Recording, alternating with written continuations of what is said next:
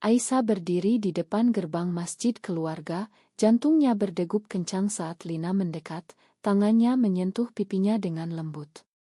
Tanpa pikir panjang, mereka berciuman di bawah rintik hujan, tapi suara ayah Aisyah yang tiba-tiba bergema membuat dunia mereka runtuh seketika.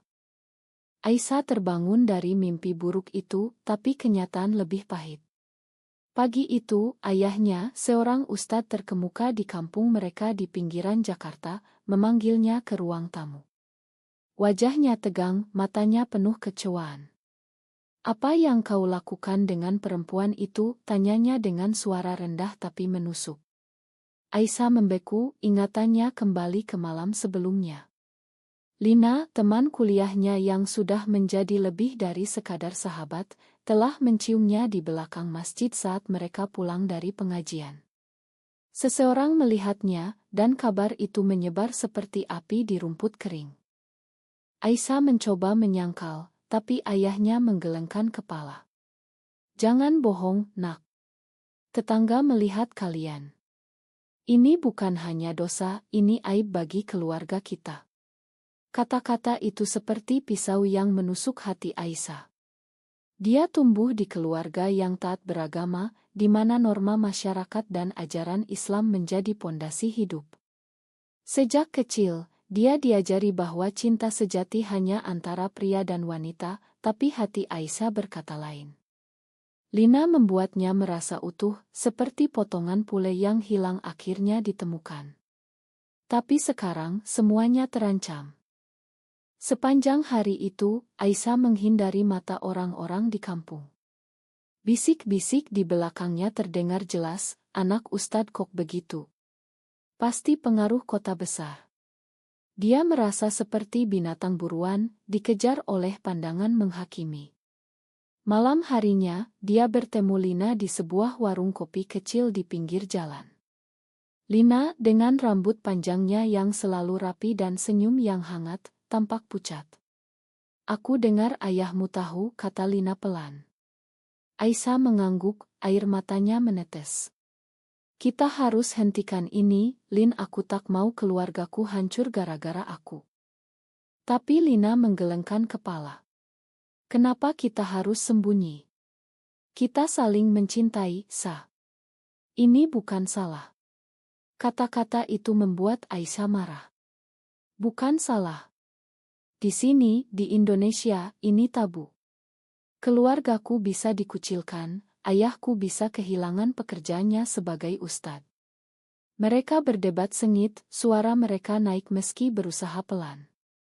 Lina berasal dari keluarga yang lebih liberal, ayahnya seorang pengusaha di Jakarta Pusat, tapi Aisyah tahu realitas kampungnya berbeda.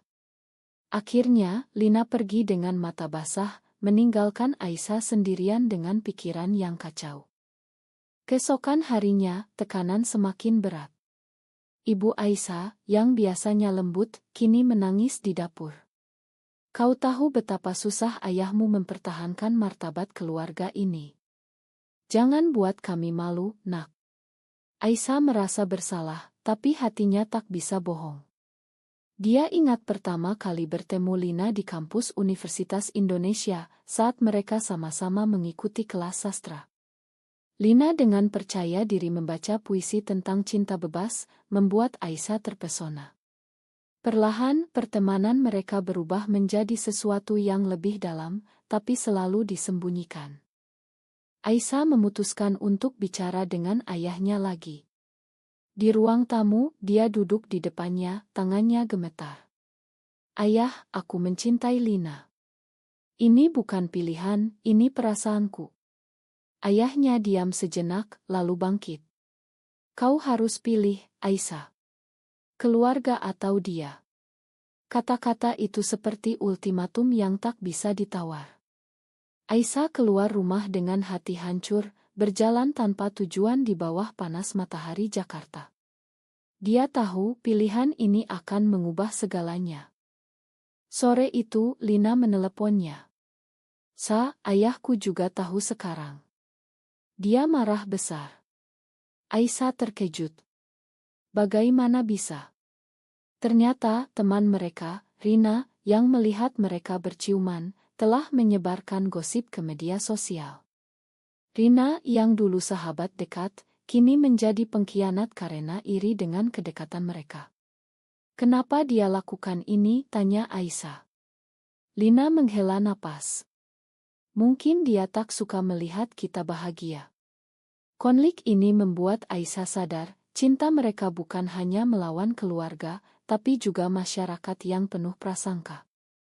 Malam harinya, Aisyah tak bisa tidur. Dia memikirkan masa depan, jika terus bersama Lina, dia bisa kehilangan keluarga, pekerjaan, bahkan teman-teman. Tapi jika berpisah, hatinya akan mati. Ini adalah pilihan yang tak adil, penuh dengan mautun moral. Apakah mencintai seseorang dari jenis kelamin sama adalah dosa? Ajaran agama yang dia pelajari sejak kecil berkata ya, tapi hatinya berkata tidak. Tekanan ini membuatnya semakin tertekan, dan dia mulai meragukan dirinya sendiri. Pagi berikutnya, ayah Aisyah memanggil seluruh keluarga. "Kita harus selesaikan ini. Aisyah, kau harus ikut pengajian khusus untuk memperbaiki dirimu."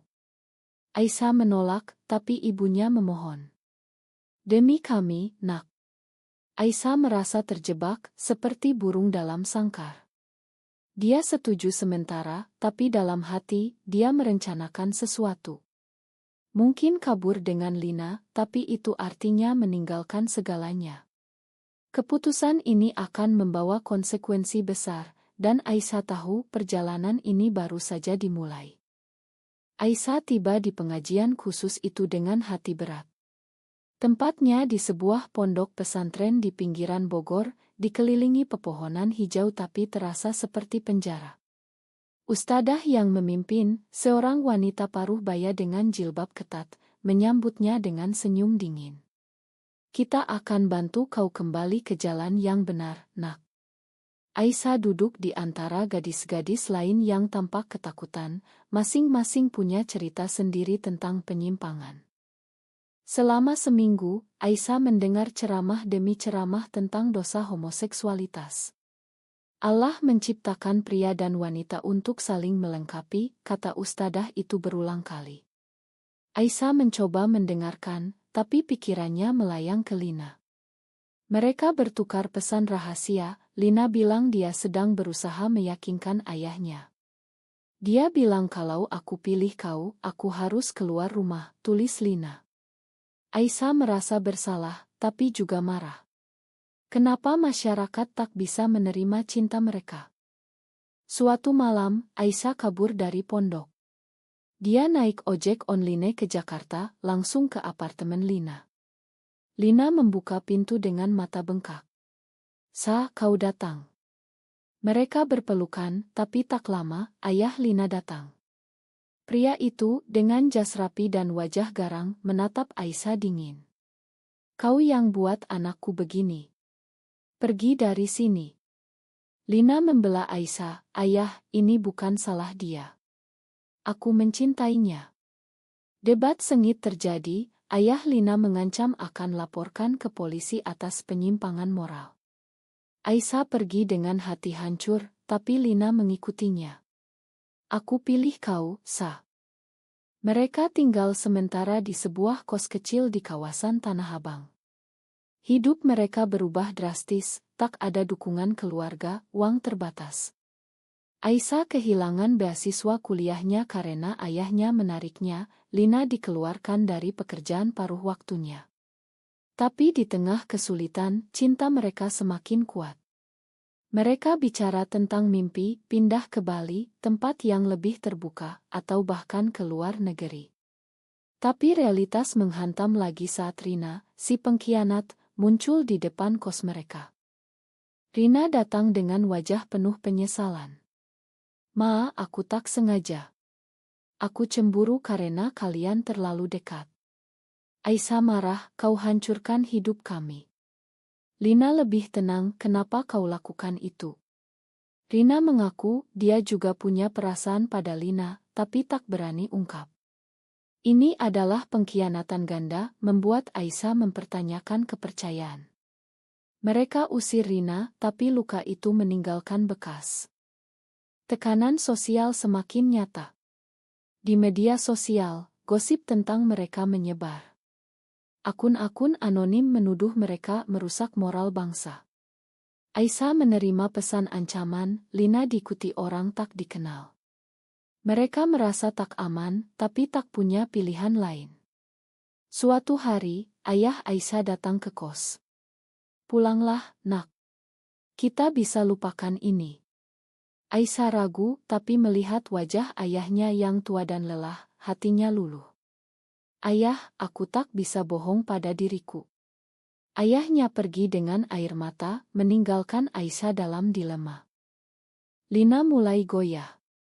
"Sya, mungkin kita harus pisah sementara. Demi keluarga."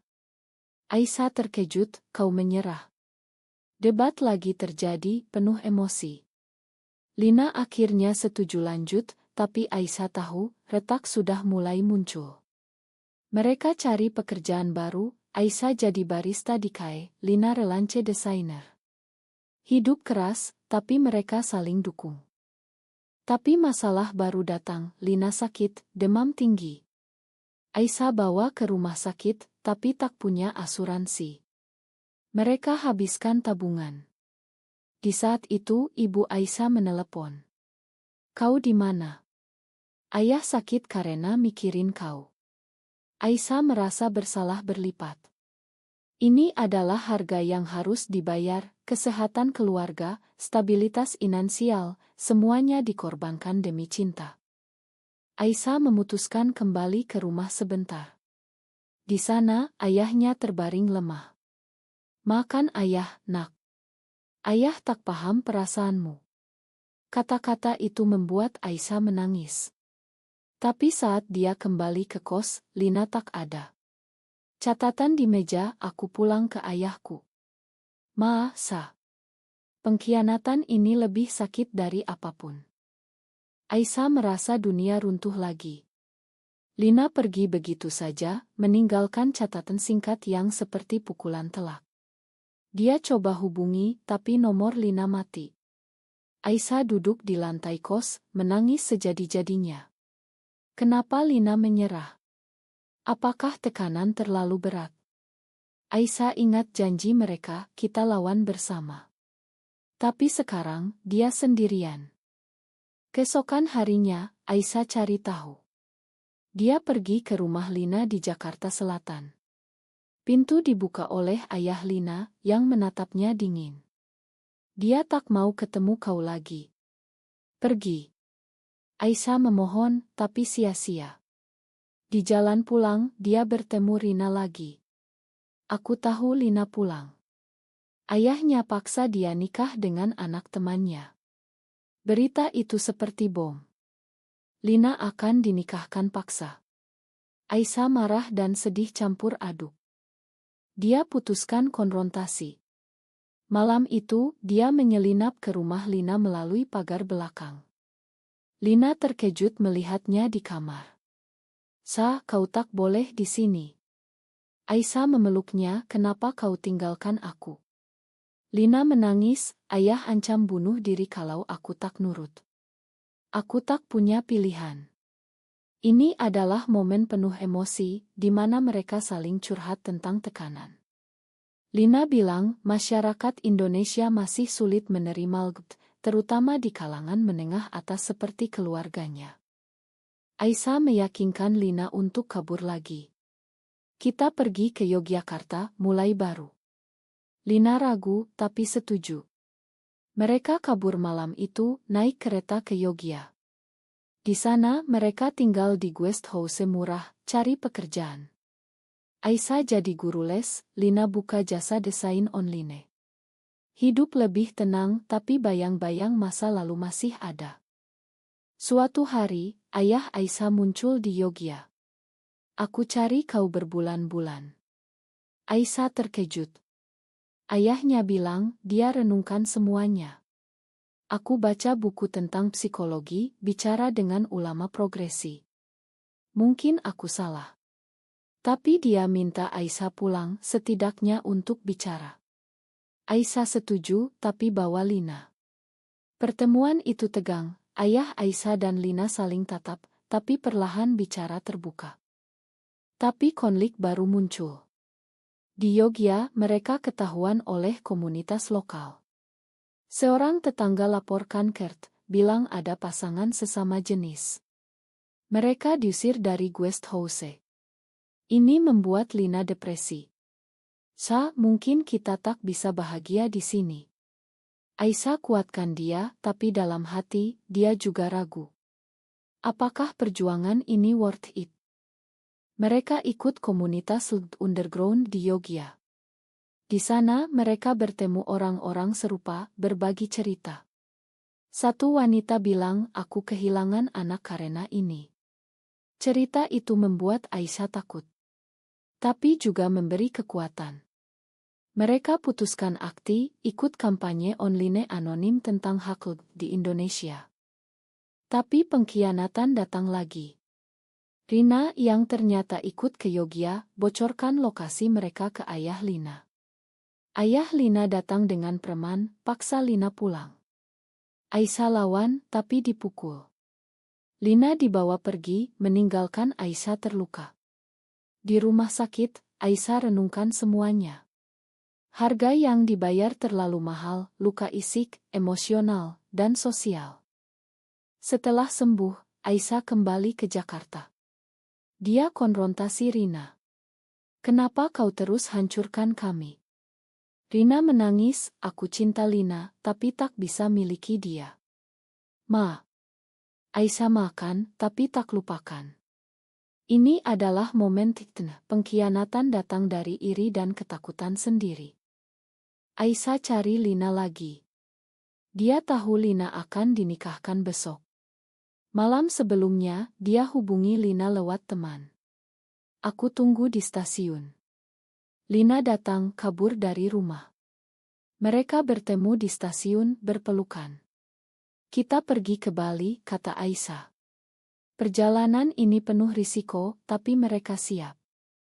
Di Bali, udara segar dan pantai indah seolah memberi harapan baru.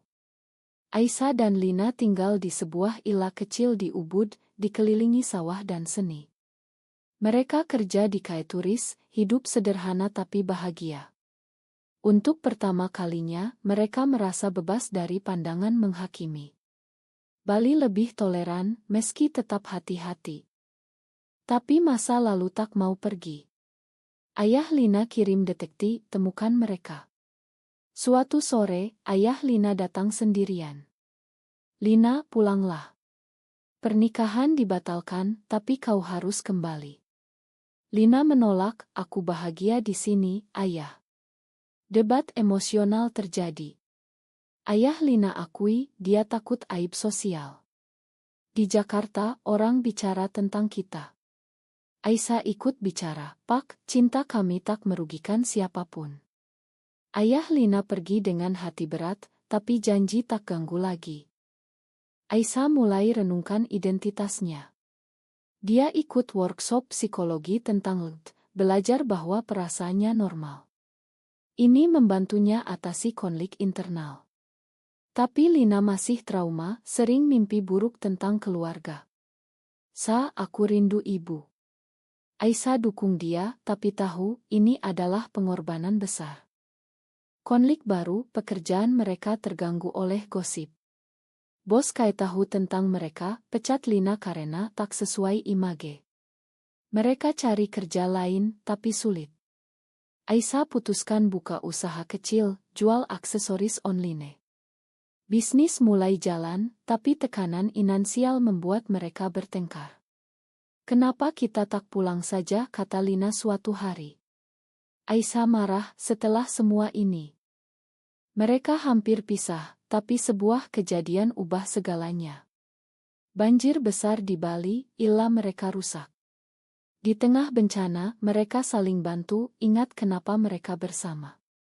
Ini adalah momen cinta mereka lebih kuat dari badai.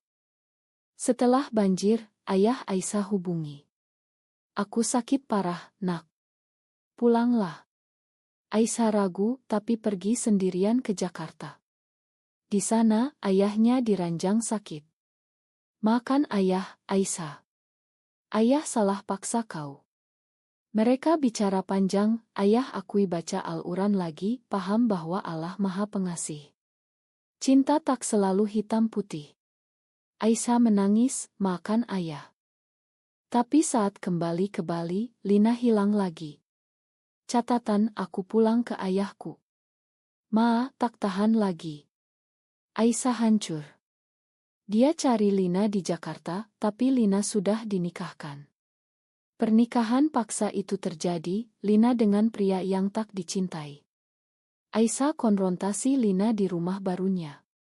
Kenapa kau lakukan ini? Lina menangis, demi keluarga, Sa. Kita tak bisa lawan masyarakat. Ini adalah pengkhianatan terbesar. Aisyah merasa dikhianati oleh orang yang paling dicintai. Dia kembali ke Bali sendirian, tapi hatinya mati. Dia mulai aktif di komunitas LGBT, jadi aktivis, bicara tentang pengalaman. Ini memberi tujuan baru, tapi luka tetap ada. Suatu hari, Rina hubungi. Lina menderita, Sa. Suaminya kasar. Aisyah marah, tapi pergi selamatkan Lina. Dia datang ke rumah Lina, lihat memar di wajahnya. Lin, ikut aku. Lina ragu, tapi setuju. Mereka kabur lagi, kali ini ke luar negeri. Tapi polisi datang, dipanggil suami Lina. Mereka ditangkap atas tuduhan penculikan.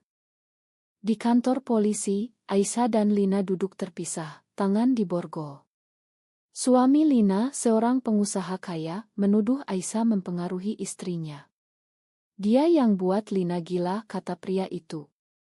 Lina membela, ini pilihan aku.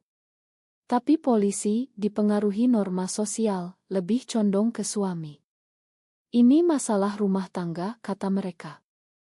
Ayah Lina datang, marah besar. Kau hancurkan hidup anakku. Tapi ayah Aisyah juga muncul, bela putrinya. Biarkan mereka bahagia. Konfrontasi ini penuh drama, keluarga saling tuding, polisi bingung. Akhirnya, Lina ceritakan semuanya, termasuk kekerasan suami.